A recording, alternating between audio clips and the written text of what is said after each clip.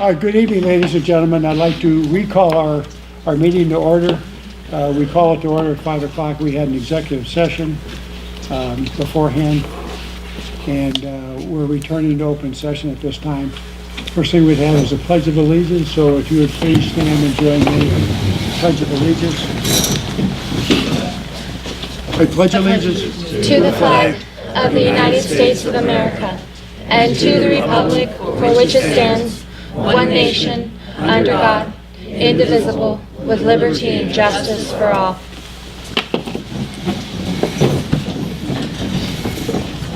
The subject of our executive session had to do with labor contract matters, and of course no decisions were made at that time. Anything to add on the executive session? Okay, we will move on to business. I'll entertain a motion to approve the agenda as published. Motion to approve the agenda. Second. It's been moved and seconded to approve the agenda as published. Any discussion on that? All those in favor, please say aye. Aye. That is approved. The first thing we have here is public comment, and, Can I make one more comment? oh yes. Just before public comment, I want to just thank all our veterans, of which we have some who served our country here tonight. Anyone who's stand for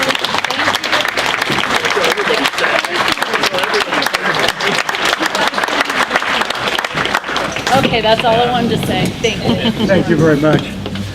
As a sideline, I had the pleasure of going to the high school today, this morning for their ceremony for veterans, and I must say it was just spectacular. I was overwhelmed. I've been to some of the other schools for their Veterans Day program, and it's equally moving. So they just do a fine job. But anyway, thank you for that. Public comment, we do have one person that signed up, and we welcome you, Melinda Rossman. Please jump forward. Well, I signed up to be number 4. I saw that, yeah. Didn't help. The first 3 went quickly. It just so happens that I received my Bonner County tax statement yesterday in the mail, so I really examined it, and I like how it's broken down and how all my money as this property owner in Bonner County is distributed throughout. And when I look at what the school district is taking from my taxes, I pay just $149 a year.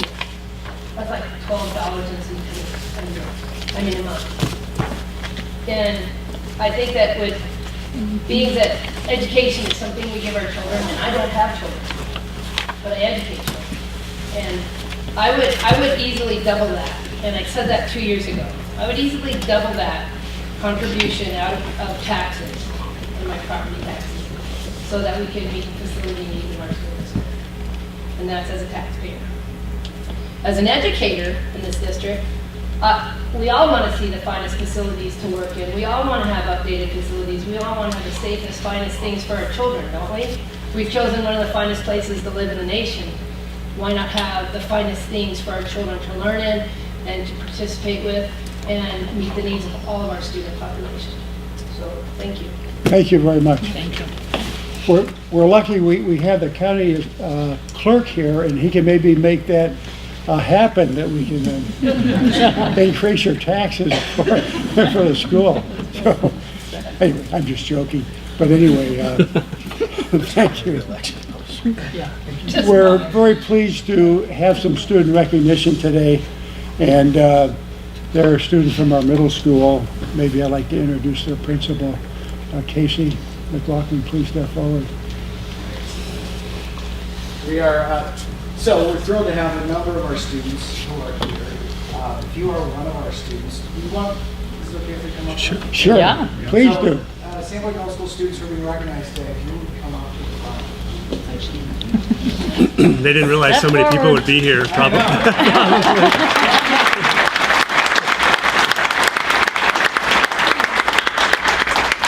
So off everyone that we were recognizing today. So these students have done an exemplary job this year, and for a number of reasons.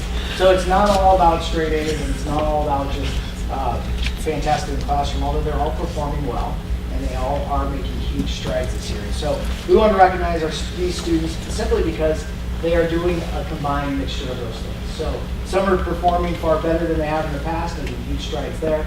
Some are performing well, and they always have. And so we want to recognize each one of them. I'm going to read off a list, and not all of them could be here, so I want to read off a list of everyone that we have recognized and that teachers have recognized.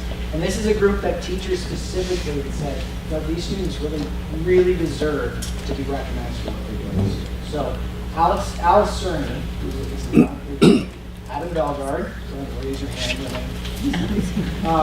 Eric Park, Ryan Kennelshoe, Shirley Ken, Leo Stotts, Aaliyah Struck, Adriana Atkinson, and Nick Peacock.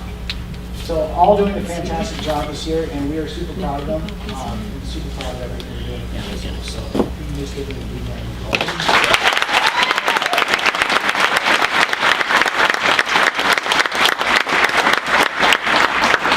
Really does deserve that recognition because they do their kids to go above and beyond. You see them in the hallways and they're helping people out and they are trying. They're always friendly, they're always working hard, and they're making huge strides in a lot of ways. So exciting to see them up here. Thanks, guys. Well, thank you. Please turn around this way. We would like to call you up. I'm afraid you're going to have to shake our hands too. First, Ryan. Ryan. Good job, Ryan. Ryan. You gotta shake hands. Congratulations. This is for you. Oh, no. You got the whole gauntlet. You just have to walk and shake everybody's hand. They all want to take it. Good job, Ryan. Good job, Ryan. Adriana. Yeah, you can sit down. Adriana. No, okay. Eric Clark.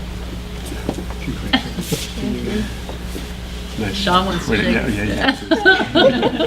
Thanks a lot. Good job. Adam Belk. Good job, Adam. Way to go. Oh, sorry. Ooh, how's your hand? All right. Congratulations. Thank you. Good job. Okay, not quite sure. Shirley Ken here. Way to go. Good job, Shirley. Congratulations, Shirley. Good job. Leonardo. Good job. Yes. Way to go. Thank you. Congratulations. Thanks for that. Congratulations. Congrats. I like your sweatshirt. And let's see, That's it, Nick. Nicholas. Congrats. Thank you. Congratulations to you. Congratulations. Yeah, 1-3, you are Aaliyah. Aaliyah. great. Congratulations. Way to go. Put that for last. Hey, congratulations. She's like, yeah, that's right. Congratulations. Good job, Aaliyah. Well done. Good job. Good job. Really, hey. So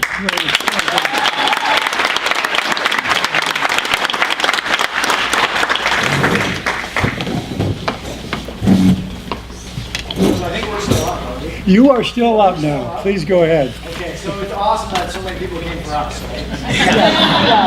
So I get the pleasure to present about Sandpoint Middle School, a little bit about what we're doing this year. We were asked to present about two different things, and one is what makes Sandpoint Middle School unique, and then what makes Sandpoint Middle School different this year, what we're trying to do, what we're striving to do to change things this year. So it's a little bit of a mixture, to be honest.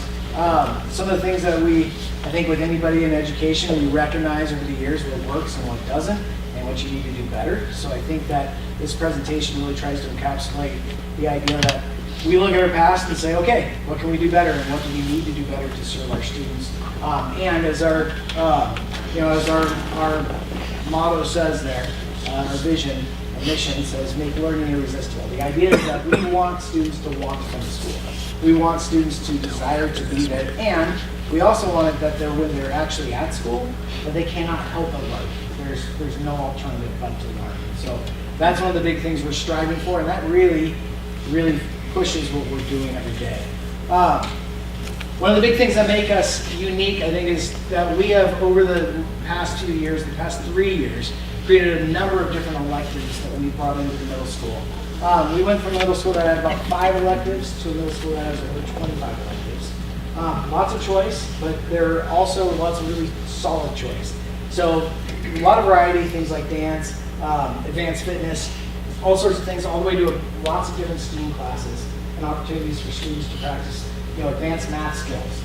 We have a math counts class. We have STEAMworks classes. We have all sorts of classes like junior high CSI and science-based courses like veterinary science. And so there's a lot of different courses that we offer that make us a little bit unique as a middle school. When I talk to other middle school principals, they don't have anything similar, or very, very, few electives compared to what we offer, which has been great. It's been a great opportunity for our students to look into some things that they might be interested in, and to get a sample and a taste of what what could be out there, and some interest. And I've had numerous students come to me and say, hey, I never knew I really loved, woodworking like this, or I never knew I really loved diving into some of these STEAM classes and the engineering pieces that are in there.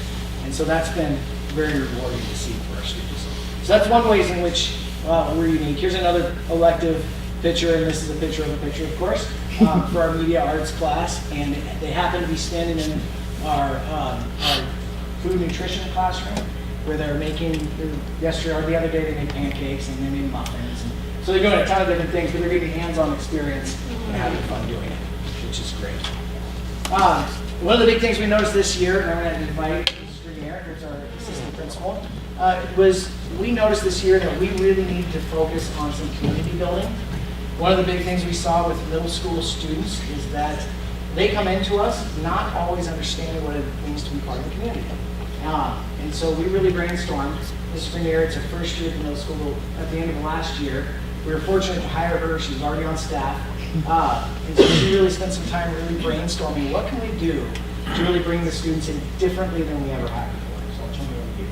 Yeah, so we just recognized that there was a big need for the students to really get to know each other. They're coming from so many different schools, little small elementary schools to bigger schools within the downtown Sandpoint, and to get them to really get to know each other at a different level and learn how to rely on each other as well too. So we took our entire first 4 days of school, our Tuesday through Friday, and we gave them an opportunity to intermix with different homeroom classes, with grade level classes, and with whole school opportunities in positive team building exercises. They had a field day where they got to experience different team building exercises. They had a day where they rotated through our school, and we really had the opportunity to teach behavior expectations, how you speak to a teacher, how you speak to a peer, how you interact with a friend, how you help someone in need. And they went through different centers with Underground Kindness, and different people came in and did that as well. And then each class broke down different behavior expectations too. We are hoping to really set the stage for when you're in class, how you act, when you're with a peer, how you act, and then kind of really tried to set the idea of you're a class of 2023 graduates. You're 8th graders right now heading into high school. You have each other to rely on. 2024 graduates or 7th graders, you're going to rely on each other. And so we're really hoping to kind of cultivate that and build that. And then the other picture is our latest Pride Assembly, where we celebrated our first successful quarter. And we all commented on how positive the energy was in the gym to have 500 students in the gym. We had 4 awesome guest speakers from the high school come over, and they said, I cannot believe the positive energy. I'm so sad that we didn't have this here because it feels so good. They were in the middle of the whole group. We had 500 kids doing the exact same cheer. They were cheering for each other and with each other. And so far, quarter one, I think it's paying off in the community building. So, For sure. Yeah. For sure. That student is actually my son. He's not in pain. He's only in pain because he knows that I'm there. So this is a picture of the community building that was taking place with students. So some of the other things that we've been really working on this year, really working on connecting with adults. And so one of the biggest things that we noticed coming in last year was our struggle to really connect students with their parents and have that connection between us and the parents as well. And so one of the big things we did, and Mr. Woodward really helped us with framing this, there was an idea of bringing the parents in every time a student was sent out of class. And every time there was an issue where a student would be sent out of class, we'd bring the parents in every single time. And so if the parent comes in, we get to have a dialogue face to face. And I'll be honest, at first, I was a little nervous about how that was going to go down, because truth is, some people, in the past have come in and frustrated and fired up by what happens. And the reality was, every single time now that parents have come in, we get a thank you almost every single time that they come in with a student issue. And so the good news is we are touching base and we are actually creating connections that weren't there before, which is really very powerful. We've also, we work through social media quite a bit, and we have an MTSS process, which what that is basically we work to identify every student who's struggling. And so if a student is struggling, we made it a goal this year to really highlight the fact that any student that is not passing grade level standards, we are going to recognize who that is, and we're going to do whatever we can to figure out exactly why that's taking place. And Mr. Grenier is leading that process, which has been very, very beneficial for us so far this year. So just a couple more things, but one of the big things that allow us to do this, and this is where it gets to big changes from last year to this year, and some of the things we recognized and realized that, okay, to do education better, we need to do it differently.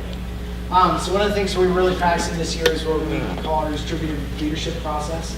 And that is we have 4 different leadership teams, and all 4 of them have a different objective. And I'm not going to go through every objective yet, but I just wanted to point out that we have, I don't know what percentage of staff, I would guess, I didn't do the math, but we probably have at least half the staff on leadership teams in the school.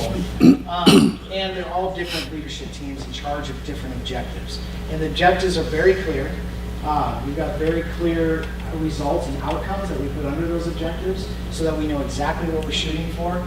And it's been really, really pretty fantastic. One of them that I will highlight is the very last one, the internal leadership team. That's made up of 9 people on that team, including myself. And the idea, the second objective there is to look at systematic changes. Look at ways that we do school and say, okay, what can we do better? What can we do different? How do we make this a process that helps students even deeper than what we're doing now? So that has led this year, and I'll tell you right now, it's currently led us to questioning our grading process. Okay, how do we make sure that grades really, really mean what we need them to mean? And is it okay if we just assign a grade to a student? What are we telling the next year's teachers? What are we telling people when we assign a grade? What is that actually indicative of, and what are they doing? So those are some of the processes. Last year, that team helped us to realize that our discipline process needed to go deeper and to invite parents into that process at a much greater level. So those are some of the things that make us unique, and also some of the things that we're really working to change. This year, and this is the last slide here, but this year our big objective is that all students at Sandpoint Middle School will demonstrate high-level learning, reach mastery of grade level standards. That is super lofty. That is pie in the sky. We want all students to meet grade level standards. Reality is, we know some students will struggle for various reasons. So we've set other, what we call key results, other goals that we're really trying to hit, reachable goals, but very stretching goals, things that we want to try to hit. So one of those goals, the first one, is 80% of our general education students at the middle school will reach proficiency, which is a minimum of 60% proficiency on grade level fundamental standards. So that means every single unit, at least 80% of the students are going to pass. And if whoever is not, we can identify them and say, okay, this student isn't making it, why? We need to figure out exactly why they're not making it on that. And then we bring them to our MTSS team, who then tries to help that student out in different ways, whatever that might be. The second one is we have a homeroom. Matt, you're up. Do you have that?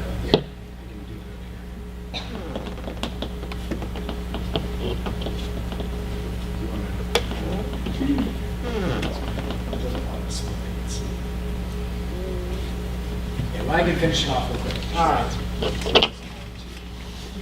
It's on. But the second one is we have a homeroom period. We have a third period that we bring students into. There's a half an hour time period every day that the students are struggling. They get time for research. So the idea behind that is we want every student who is struggling to be able to go into that class and to get help and basically get reteaching in there. The other thing is any students that are not making it, even with that process, we put one of our goals is that 100% of students not reaching proficiency on unit standards will be identified. We'll figure out why. And then we also want to identify and recognize what we're doing with grading this year and figure out some fixes and some things that we see that need need to be changed. So those are the main things that we have going forward this year and ways that we think that we are going to improve Sanford Middle School and some just some unique things as well, I think, that make our school kind of what it is. So, It's great. It's awesome. so thanks for the opportunity. Thank you, both of you.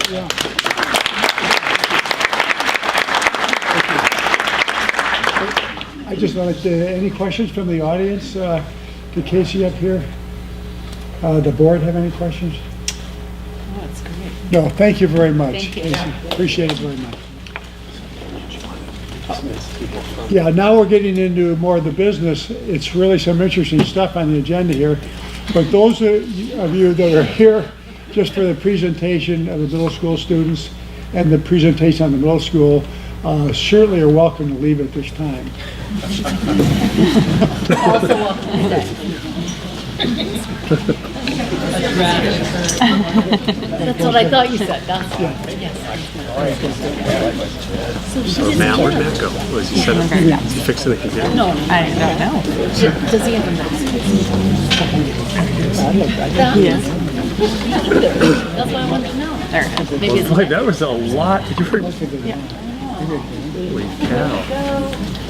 They can move toward the I front. didn't realize there were so many people related to the kids. Yeah, that's true. Wait, I take it back. Go get him. Okay. Look who's up now. Okay, the next thing that we have on the agenda today is we get a chance to listen to our superintendent and our CFO talk about maintenance and operation levy that we're anticipating coming up. Thank you.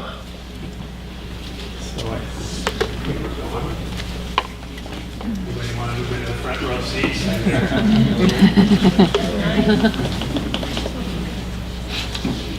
All right. So it seems 2 years does fly quite quickly. It seems like we were just here 2 years ago, as we were, to talk about our maintenance and operations supplemental levy. This year is a little bit different in that we spent the last year working through a fairly rigorous process for strategic planning. So I can tell you that this year, our levy the levy amount that we're requesting is right in line with our strategic work over the past year and a half or so.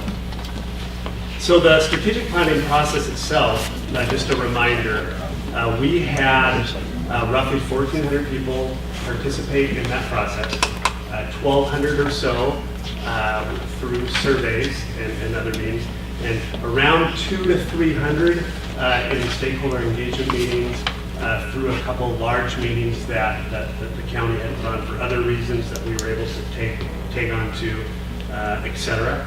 So we feel like we're more informed than we ever have before when it comes to stakeholder input, and our levy request reflects that. So we came up with 5 priority areas based on all of our work. Number 1, of course, ensure academic success and high levels of learning for all students. Number 2, engage our communities. Number 3, recruit, train, and retain highly effective personnel. Number 4, utilize resources effectively and be fiscally responsible. And number 5, provide safe and innovative learning environments. This evening, we are going to focus on priority area number 3, recruit, train, and retain highly effective personnel. You've heard me say over and over and over again, we're obviously only as strong of a system as the people that we have here. We're able to recruit and keep. The single biggest determinant of a child's success in school is that child's teacher and their expertise. So obviously we take this area very seriously. Also, from a budgeting standpoint, roughly 84% of a school, our district spending is on personnel, and that is no different than any other school district in the United States. It's typically going to be 83 to 84%. So currently, obviously these priority areas are our 5-year target priorities, and we're getting very serious about developing some metrics in this area, and we're really doing a lot of study as far as how are we doing. Currently, our salaries, wages, and benefits, they're not competitive regionally in our school district.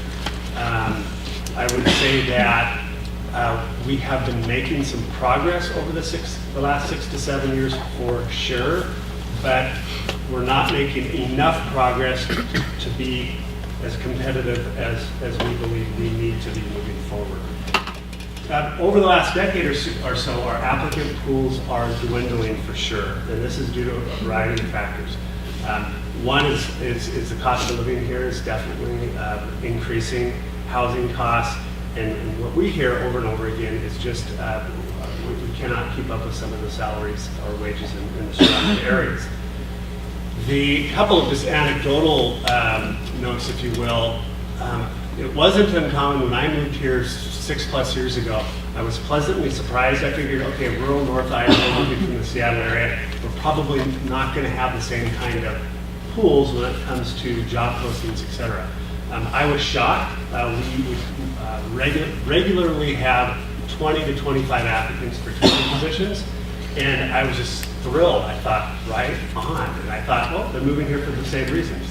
The lake, the mountains, just the way of life here. And over time, those applicant pools have just dwindled. And not even slowly. All of a sudden, it just seemed like in the last couple of years, we went from 20 to 25, where it wasn't uncommon to have 5 or 6 applicants for similar jobs. What also is true is that even though we have hired wonderful staff over the last several years, the pools themselves have been very shallow.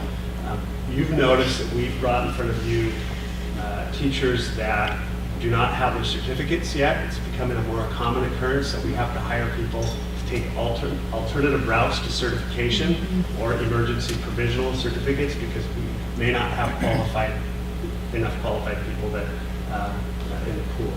So that has been an issue. The second thing that has happened more and more, and our HR department can attest to this, we will go through a hiring process and think that we will be thrilled, like, all right, we've got our top choice.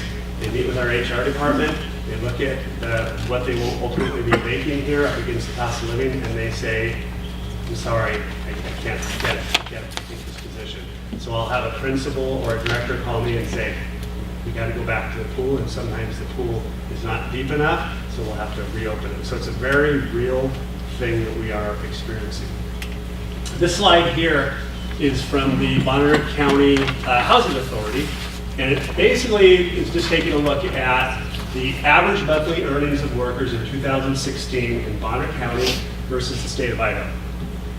That is the top row there. The second row is based on those wages, what would an affordable home be for that wage area, which would represent no more than 30% or represent 30% of somebody's income.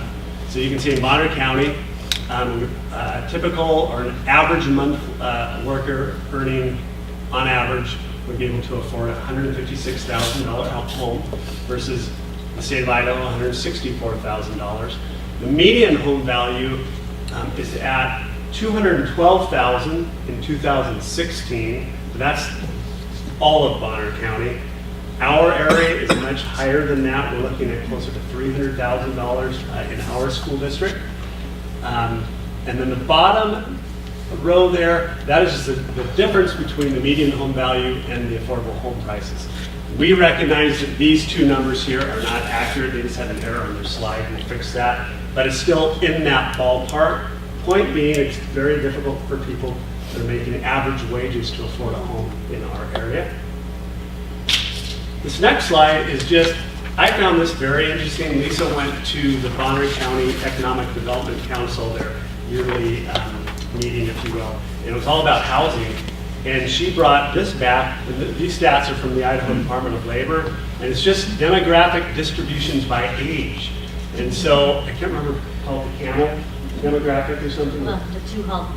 Yeah, we've got the two humps here in Bonner County. So this was pretty surprising, you know, from the 20 to 44, that big dip that we have in Bonner County. And of course, you can connect your own dots as to why you suppose that is happening.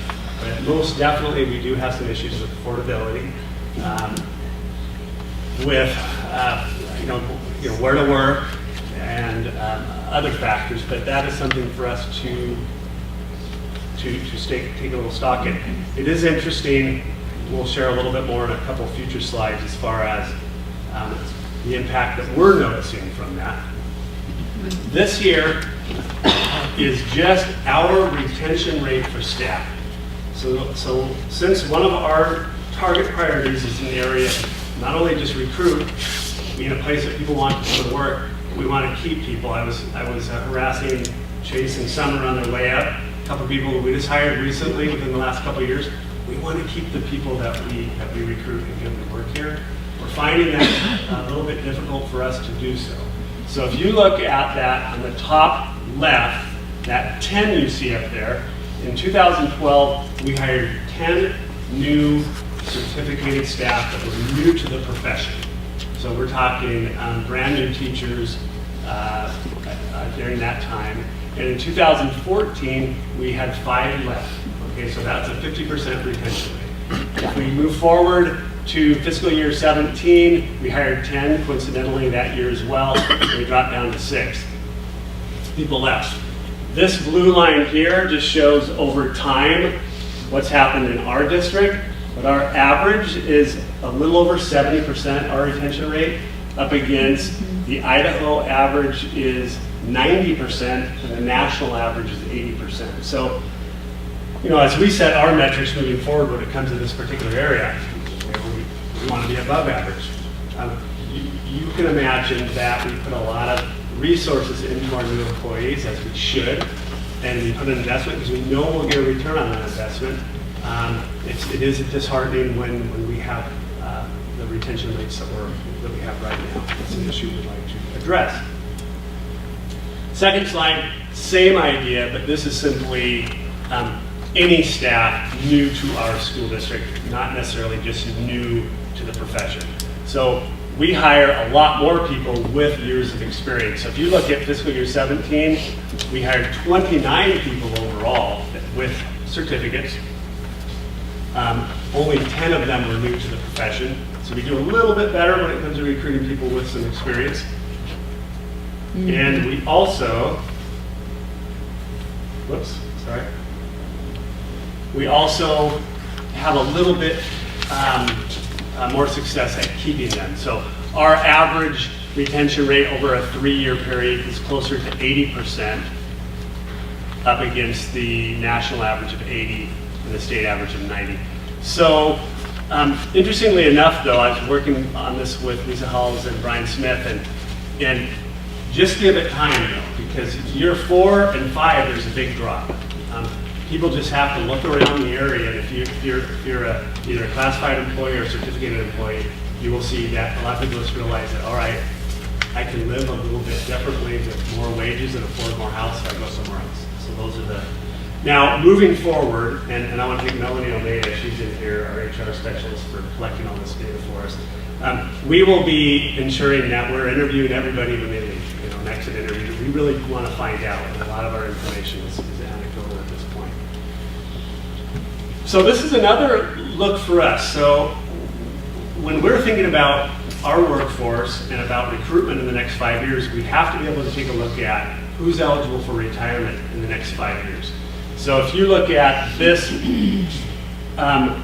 bar graph here, we have roughly 220 teachers that will be on our staff now, and within 5 years, almost 15% of those teachers will be eligible for retirement. Doesn't mean they will, but they'll be eligible, and that represents 30 to 32 teachers, if my quick math is correct.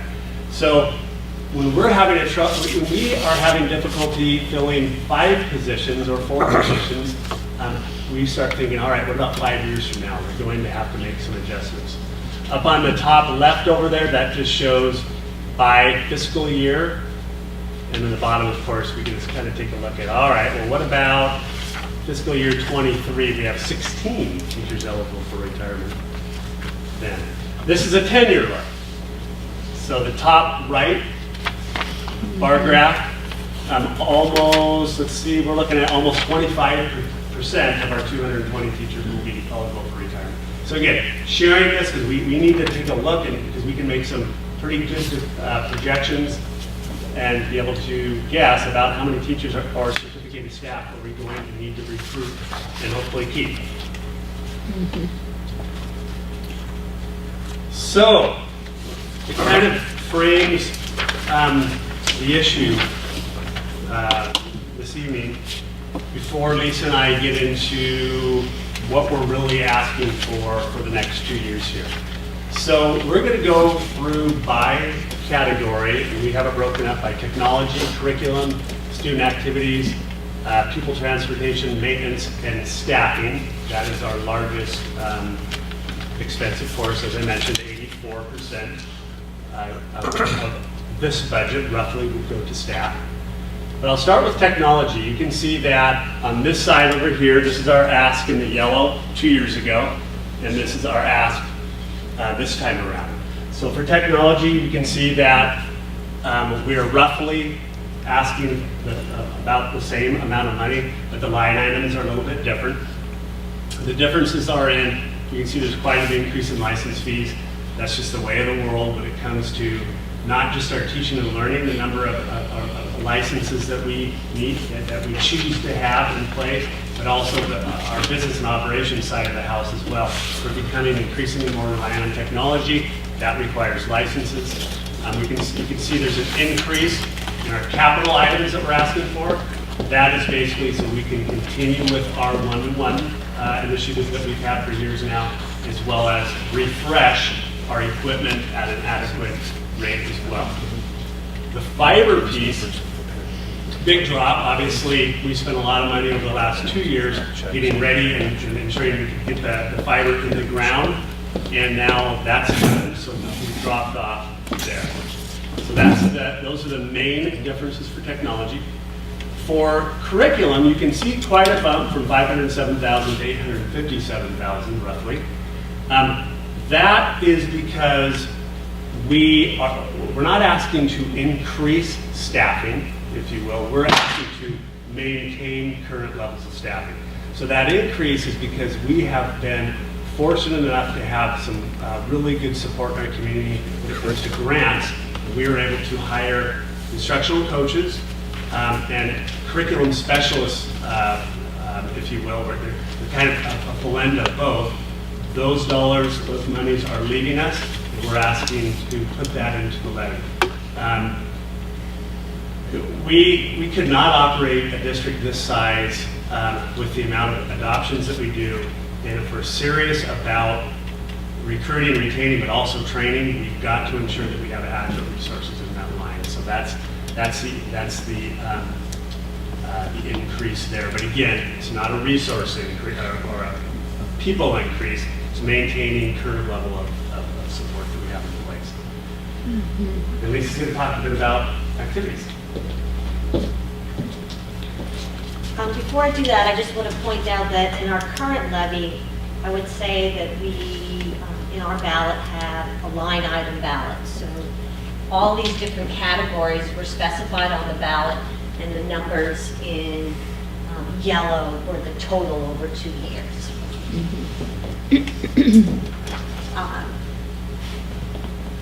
The board has the option to create whatever configuration in terms of the ballot language. So for example, prior to this ballot, we had 2 line items. It said staffing with a dollar amount and support with another dollar amount.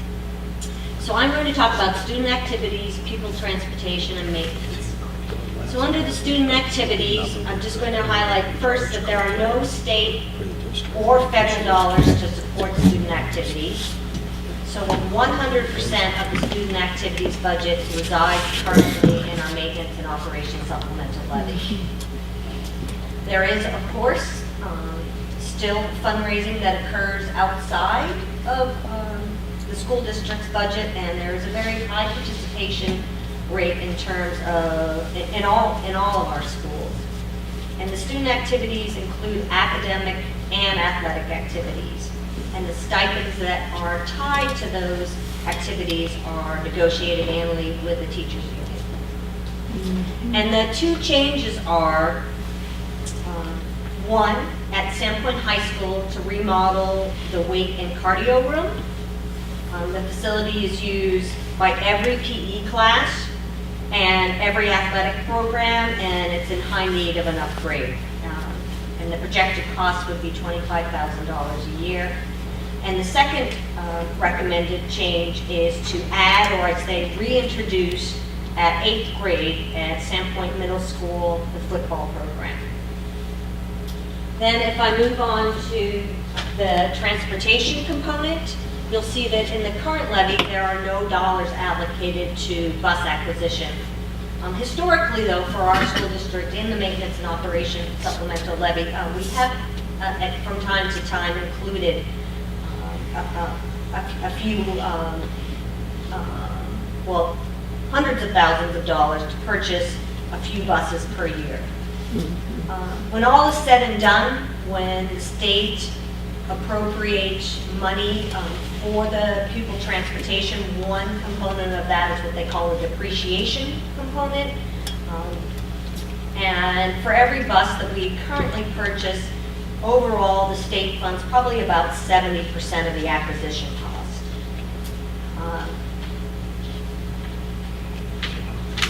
In 2008, we replaced, 2008, we had a 2-year plant levy in place, and over a 2-year cycle then, through that plant levy, we replaced 50% of our fleet, 20 buses.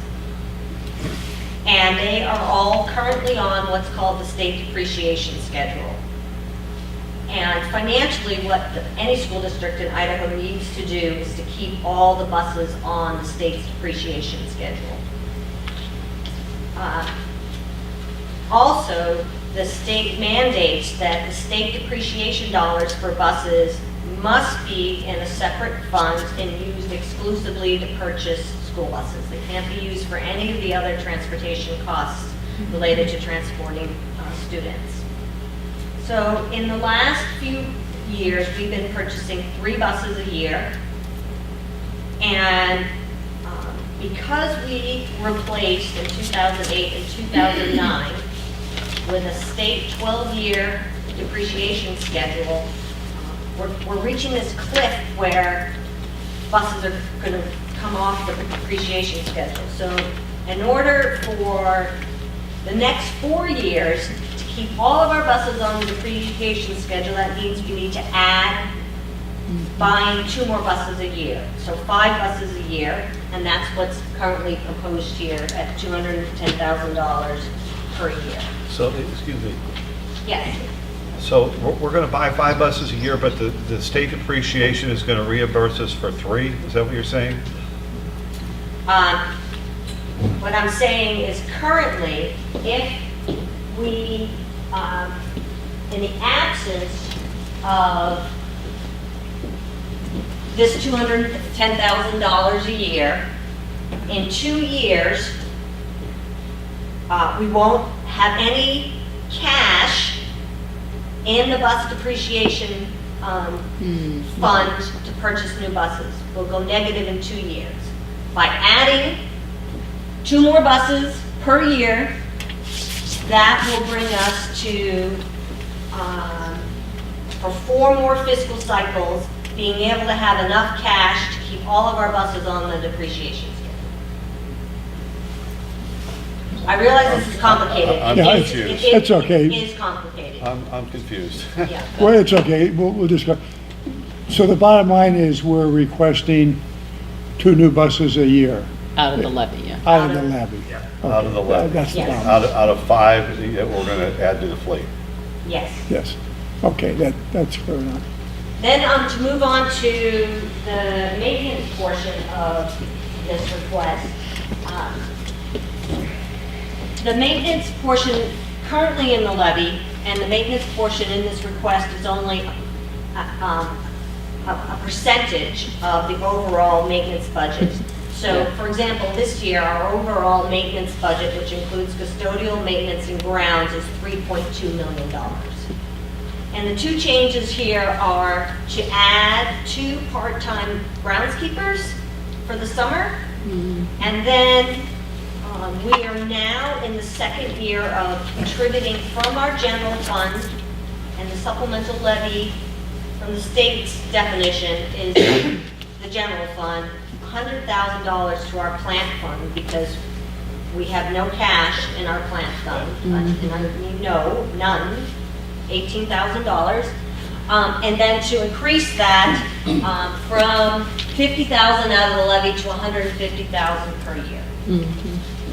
This is because our school district has neither a bond nor a plant fund, which are voter-approved levies, in place. All right. So we're going to move on to staffing, and I'm going to really focus on the general staffing amount. Obviously, that's the largest amount that we have. You can see the increase overall from our last 2 years, from 13.7 million to 20.9 million. And this goes back, and I'll explain what does that look like. There's a few other items in there as well, but I'll focus on the overall staffing increases here for general staff. So obviously, we want to increase salaries and wages for all employees to ensure we are competitive.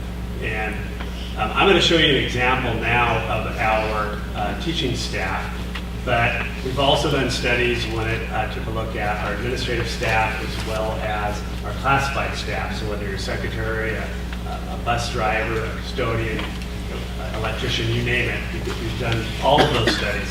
But I'll show you just one of them here this evening. This is a salary comparison between who we would consider, who are we competing against when it comes to recruiting teachers. So we've got Lakeland, Post Falls, and Coeur d'Alene, all with first-year teaching salaries at $35,800 at the state minimum. And then while Newport and Meade, obviously they're not in Idaho, they're close enough for a pretty easy trip across the border. Newport is at $43,100, and the Meade School District is at $48,263. We'd ask all our teachers to disregard this slide. Recruit, retain. Yes. Don't move. So while we know that we're not asking to, we would have to increase the levy a lot more than what we're asking to get to $97,000. So we're not asking for that. We're asking to be regionally competitive in the state of Idaho and make a nice jump for people to bridge the gap a little bit here, right? So as you can see now, it might look close, but when people are thinking $2,000 or $3,000 or $4,000, people make real decisions based on that much money. If you divide that out, this 16 years is actually our top attainable. So you can squash the 16 years out, but it's top attainable with a master's degree. The piece that this does not show is benefits.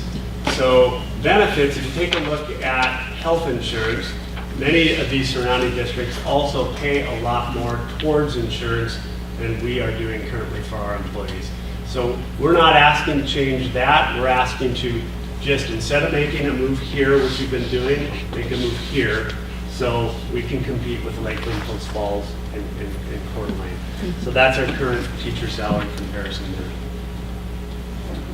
So there's some other increases as well that we're looking at. We're also wanting to include some additional staff due to enrollment increases. So right now, this year is no different than any other year where we have these bubbles of large classes moving through the system where we are going to need to just naturally hire another teacher in some of our schools. This will give us the ability to do that without making cuts elsewhere to do so. Also, I want to remind you all, and we'll remind the public when we're out about, that we chose not to recommend an emergency levy the last 2 years. We had a big enough differential in our student enrollment the last 2 years that we could have gone out for non-voter, or not gone out, we could have asked you to approve non-voter approved dollars coming in. We qualified for roughly $1 million over the last 2 years, but we chose not to do it. Our district, that's just kind of been what we have done. We have gone out instead, asked our voters to vote yes versus putting it on our voters. But now we're asking for those dollars to come in for these enrollment increases. I'm sharing a couple of things, also some other things, only because these are the kinds of things that came out in our stakeholder engagement meetings, that people want to see some more movement in these areas. We would like to hire an additional school resource officer that has a little bit more range, that we're going to have some conversations with our county as well to see if we can come up with some agreements to get our city employees getting out into the county to provide some support. We want to, again, maintain current levels of elementary counseling support. We're again very lucky that we've gotten grant funding over the years. That grant funding has gone away, and we want to maintain what we're doing now. We also, this has come up over and over, we want to, years ago we were ahead of the curve in Idaho, and we were one of the first districts to do full-day kindergarten for our students. And we've tried to add a little bit more every year so that we have some pay-as-you-go and some non-tuition based kindergarten. This would allow us to increase by 2 sections non-tuition based full-day kindergarten. Talk about one of the fastest ways that we can close achievement gaps. Putting a child into a full-day kindergarten instead of a half-day. The first grade teachers, and I know there's some kindergarten teachers here, I think I saw a couple, they know which students were in full-day programs. And it's an equity issue that we have here. This would allow us to have about 50 more students that come from poverty that wouldn't be able to afford a full-day program to enter into a full-day program at our 2 highest poverty schools at the elementary level, Kootenai Elementary and Farm and Stidwell. And we just, again, hope to continue to move this needle until we get to the point that we just have full-day kindergarten for all students without any cost. Oh, yeah, you bet. So in my late October presentation to you, the financial overview, these slides are similar in structure, but the numbers have been updated because the numbers were for last fiscal year, and now the Idaho State Tax Commission has certified all the levies. They have to do that by October 31st of every year. And the one number that's still from last year is the state average for maintenance and operations supplemental levies, tort levies, and emergency levies. That's the average from last year at $226 per 100,000 of net taxable value. And so our rate this year is $170, Coeur d'Alene School District $156, Lakeland $620, Post Falls $143, and Boundary County $253. So we are 25% below last year's average. So question, Lisa, do you have any statistics on how that equates to dollars per student? I can bring that back to you on our next meeting, which is November 27th, where we have an early start sort of workshop for the board. Yeah, I'd be interested. The next slide then shows, this is now, again, current rates for all levies for school districts. Ours stays the same because we don't have a bond or a plant levy. And then you can see respectively, all of these districts have either a bond or a plant levy, and if my memory serves, one of them has both. So the state average again from last year, for all the levies school districts can levy, was $389, and we are 56 below last year's statewide average. What we're recommending here tonight would bring this rate to $221. So under either scenario, we would still be below last year's statewide average. And then the final slide just tries to frame, because we like to give it on a cost per month, maybe change from current to recommended. And right now, the median home income as of September of 2018 is $300,000 here in our district. And with the homeowner's exemption, that homeowner is paying $27.66 a month, and under our projections, that would go up to $36.83 or an additional $9.17 per month. And that concludes our prepared remarks. Thank you very much. Any questions from the board? Okay, thank you very much. I know a lot of Thank time and effort has gone into this, and we will be dealing with it quite a bit more in the near future. Thank you. Now we're going to go with action items. First we have here is the consent agenda. I would be happy to entertain a motion to approve that. I'll make a motion to approve the consent agenda. I'll second that. It's been moved and seconded to approve the consent agenda. Any further discussion? All those in favor, please say aye. Aye. Aye. That motion is approved. Next, we have a couple of items. The first one's an emergency provisional certificate for Jill Angel, Clark Fork Junior Senior High School.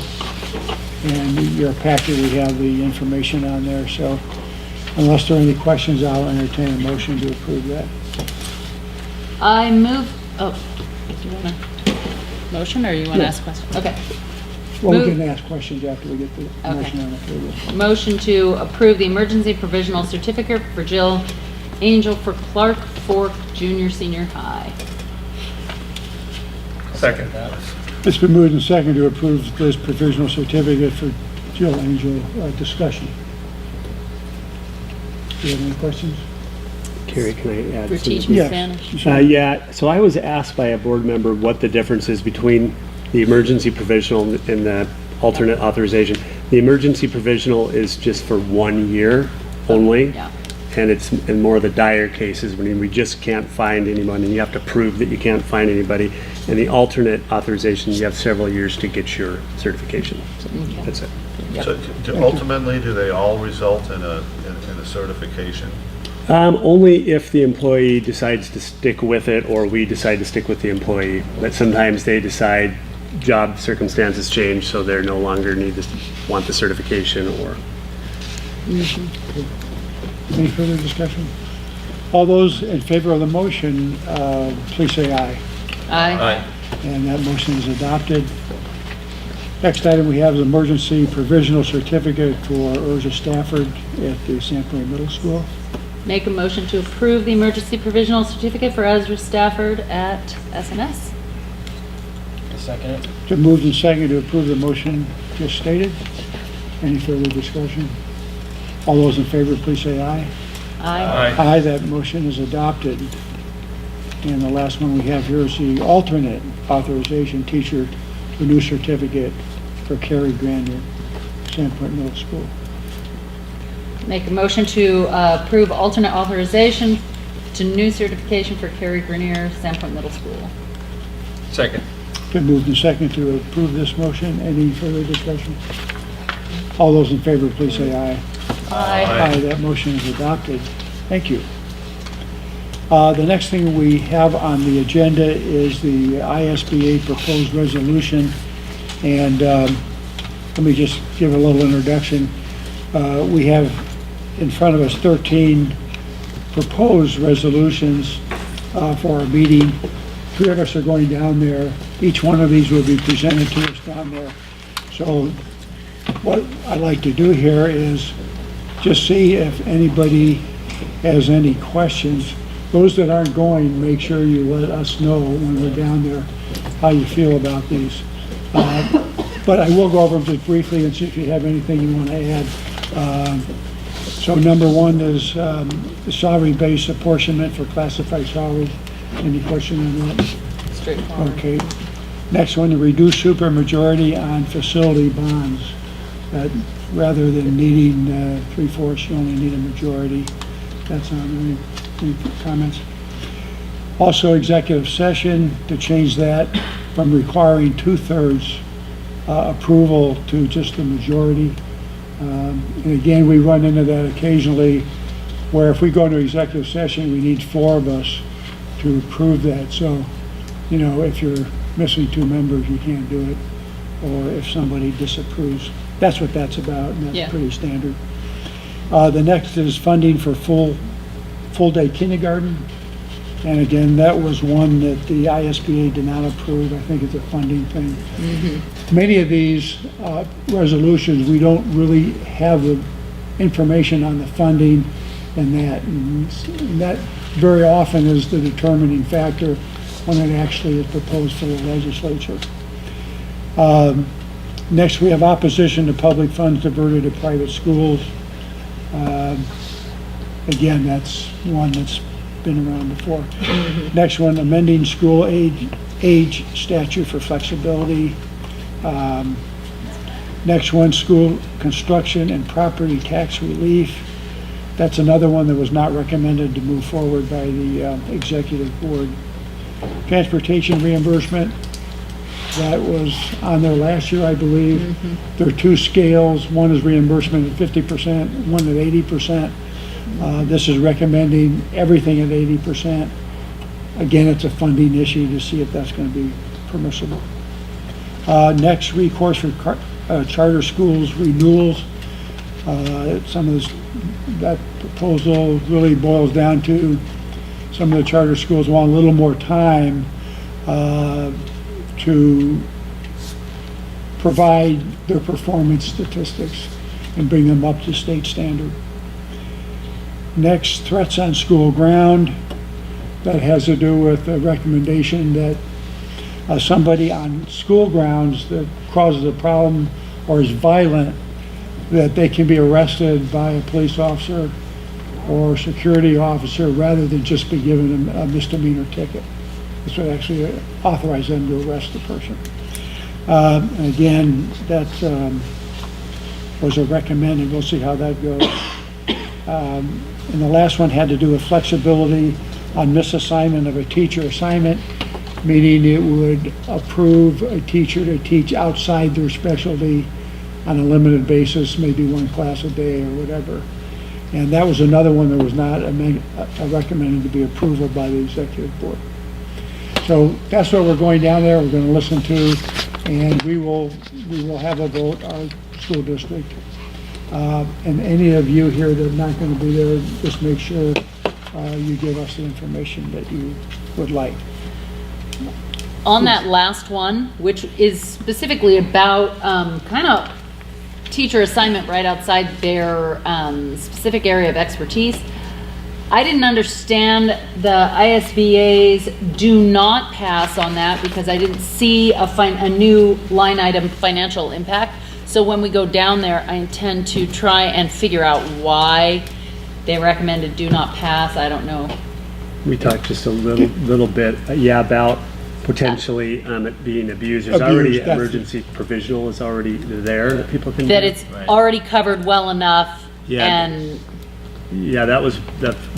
I'd like to learn more about it too. hear the pros and cons. My thoughts on that was they're trying to do this like their example, a Spanish class, 1 hour a day for a teacher, but they want to do it permanently instead of a provisional. Yeah, very interesting. I don't, Anyway, there'll be more on that. yeah. That was the only one that was so vague on why they said do not pass. The last item we have on here is the first reading of policy 2400 having to do with special education. So Kelly, would you like to brief us on that? Yes, so our current policy that I had in your packet, policy 2400 special education, I brought before you tonight, just with a couple changes after working with the State Department of Ed and our special service director, Dr. Jansen. The recommendation, obviously our policy, as you saw, was out of date. It referenced special education manual 2015. So if you have any other questions, be more than happy to answer it, or It's obvious. Yeah. No, it's basically to adopt the state special education manual Yeah. for the county. So I think. Okay, we're down to announcements, and Superintendent? Well, I have would announcements? like to echo Geraldine and say thank you to any veterans that we have here, anyone currently serving or who have served, and a special thank you to our trustees here, Trustee Decker and Chair Kelly, for your service to our country. Thank you. Thank you. Any other? Clap again for that.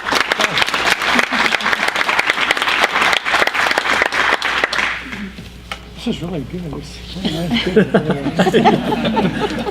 I never realized it was that rewarding. Not so nice getting there, but it's nice to be Yeah, one. that's right. Let's see. Yes, Mr. Anderson?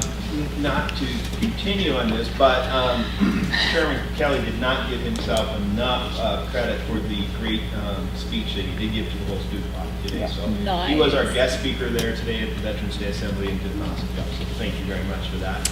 Also want to let the board know that Sandpoint High School is going to be going through its accreditation this year. Every 5 years you go through accreditation.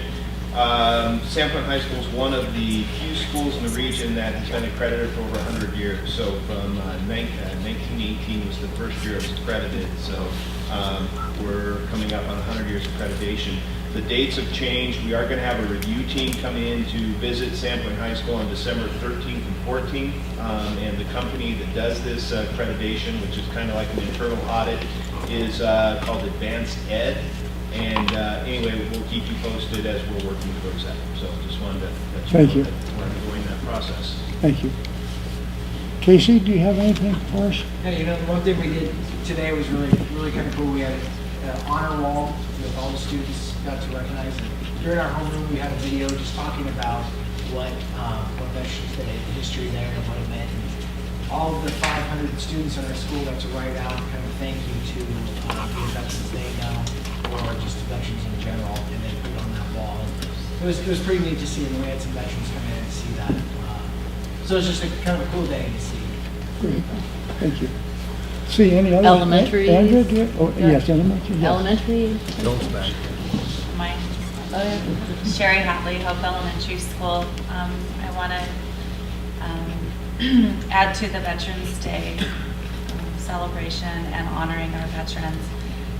Every year, Hope School does a very short, but I feel very sweet presentation to our veterans, and I'm always very grateful that they come and that our students have the opportunity to honor them, and our sixth graders have the opportunity to visit with our veterans afterwards. And they asked many questions, and they were very engaged with our veterans today, so I was proud of them for that.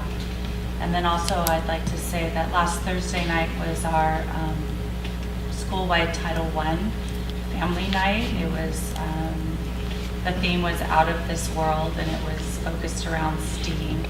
And we have 80 families in our in our school, and we had 50 of them come to that night. Wow, that is So, great. I feel that that's amazing, and I attribute that to our staff and our small school family and community connections that we have. So thank you for that. And I'd like to add that your students asked some very pointed questions, very good questions. Good. Thank you very much. Yes, ma'am. Jackie Johnson, Southside Elementary School. And this year for Veterans Day, we went out on a limb and tried something totally new. We scheduled 7 library times that veterans could sign up for to share story time. And what we discovered was the intimacy between the students and the veterans. The veterans shared their story, and then the students asked their questions. And then as the students left, the veterans shared between themselves, and it was just an awesome experience for the veterans and our students. Yeah. So That is really nice. That's good to get the opportunity to talk to these veterans, with these kids. It's good. It goes both ways. Yeah. At the high school, we all had escorts that were students, and the student council. But we had a lot of interaction before and after, and just talking and meeting the kids. And really, it renews your faith in our youth when you listen to some of these kids. It's just really great. that's a great idea, doing that one-on-one, getting a chance to break down and talk to veterans. That's great. Andrea, do you have anything to add? Friday here, it's our privilege to host the State Department of Ed. We're going to do a one-day training for our staff on the Danielson framework. And so when we think about recruitment pay, it'll mainly be new staff. They'll come to a one-day framework overview, but some of our mentors, our veteran staff will come with them. So I'm excited, and I thank everyone in the room who participated on Friday. So that's new to us, and excited to host that here. So, Thank you. Yes. Go ahead. State Assembly. This year, we did something, it was somewhat of a similar format that we held. Curly was there, thank you very much. His son was the guest speaker this year, and one thing that was different that was very unique was our kids asked some very personal questions. What was it like over there? What scared you the most? How tough was it for your family? And that's something I have not experienced before with kids actually. They were asking very genuine questions, and it was great hearing from everybody, and especially Curly's son. Yeah. So, thank you. Good comment, thank you. Well, at least for me, speaking from one veteran, it was really a great Veterans Day today and yesterday, and so many people are grateful. And as I mentioned in my talk, especially Vietnam vets, because, when we came back, we very often had kind of a hostile public because we were involved in an unpopular war. And I told the kids today that what was missing back then, they made up for today. I really mean that. It was great. So, thank you. Any other announcements? Well, in that case, we'll stand adjourned. Thank you.